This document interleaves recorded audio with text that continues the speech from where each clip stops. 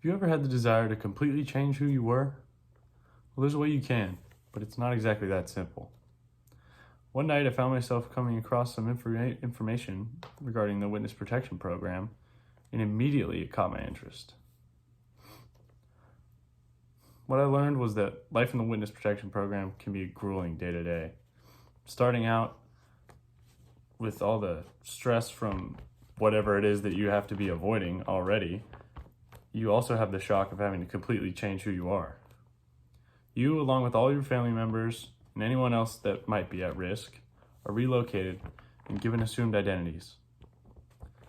However, participants have the option to leave at any time.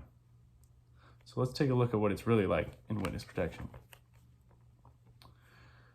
Starting out, it was obviously a very big shock, having to completely uproot your whole life and change everything. Others are also included in the group if they could be harmed in some form of retaliation for whatever it is you are being a witness for. And all contact with those who are not in the program is extremely prohibited.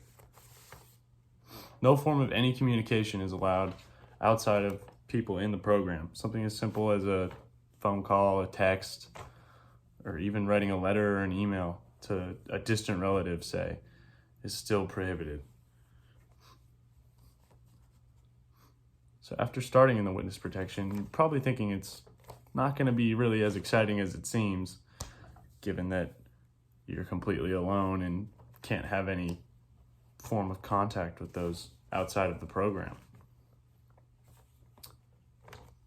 So when you and all your family members are relocated and given assumed identities, each participant is given new identifying documents, so birth certificates, IDs, passports.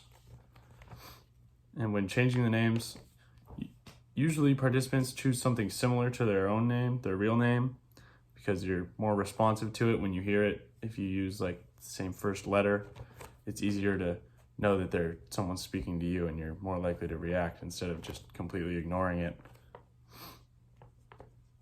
And participants don't get to choose where they get relocated to. They have a list of pre-approved locations that they get to choose from, but often they're not the best locations, especially if you're trying to hide. And only a few agents even know the eventual final location where they'll be at.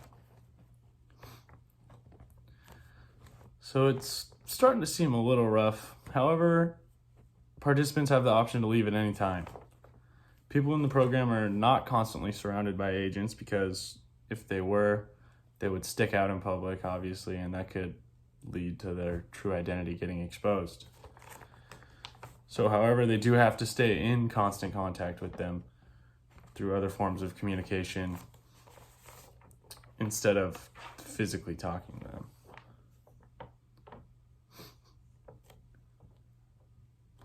If they do choose to leave, however, they lose all protection from the agency. They're just completely abandoned, pretty much. So whatever they needed to escape from before, they're once again just as vulnerable to.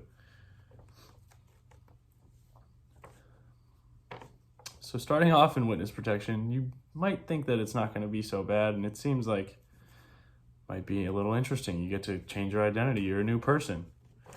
However, people go crazy just being alone, or if they're stuck with just a group of a couple people, they've lost all of their friends and extended family members, and they're driven mad sometimes. So they choose to leave, but nobody's going to stop them, which is good. So we see that life in witness protection can be kind of grueling day to day.